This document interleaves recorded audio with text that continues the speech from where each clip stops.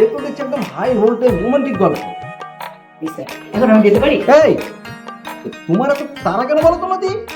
অনেক সময় তো হলো, অফিসে আমরা এরকম করে। এই, তুমি কার সঙ্গে কথা বলছো? আপনার সঙ্গে আমি কে বলি? বস। তোমার বস তোমার সঙ্গে গল্প করতে যাচ্ছে, আর তুমি কিনা? একটা কথা বলে কিছু মনে করবেন। বলো। আপনি আমাকে এখানে অ্যাপয়েন্ট করেছেন আপনার অফিসে কাজ করার জন্য, আর আমি এখানে জয়েন করেছি অফিসে কাজ করার জন্য, আপনার সঙ্গে গল্প করার জন্য। আমি কি কিছু ভুল বলেছি? হ্যাঁ, না, কি আশ্চর্য! আমি তো I just like you, I like you. Thank you sir. এখন আমি আসি স্যার, কাজে মনোযোগী হই। Please career.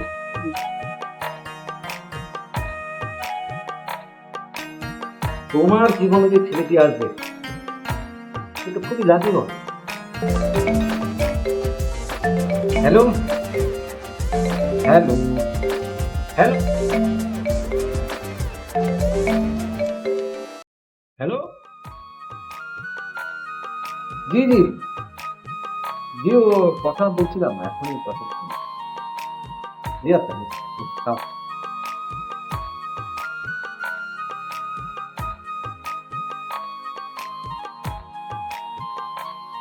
আমি যে পোশাকে থাকি না কেন, তোর সমস্যা?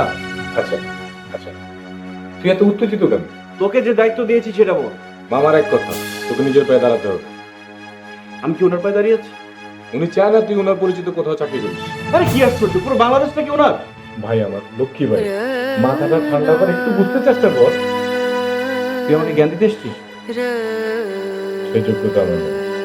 তাহলে যেভাবেই হোক সেটা ব্যবস্থা করবি তুই। আচ্ছা আমি ব্যবস্থা করি। সেটা কথা বলি, তুই তো জানিস রত্না এবং আমি মিলে ভাবি থাকতে কত কষ্ট করে ম্যানেজ করেছি। ওটাই তো আমার গলা কাটা হয়ে দাঁড়িয়েছে। মানে মানেটা তোকে বুঝতে হবে, তোকে যেটা বলেছি সেটা কর।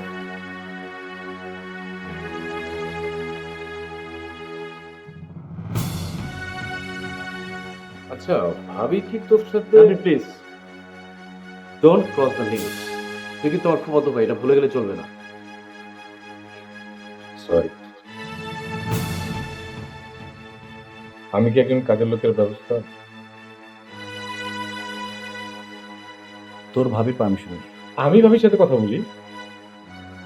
তানভীর, সংসারটা তোর না, আমার।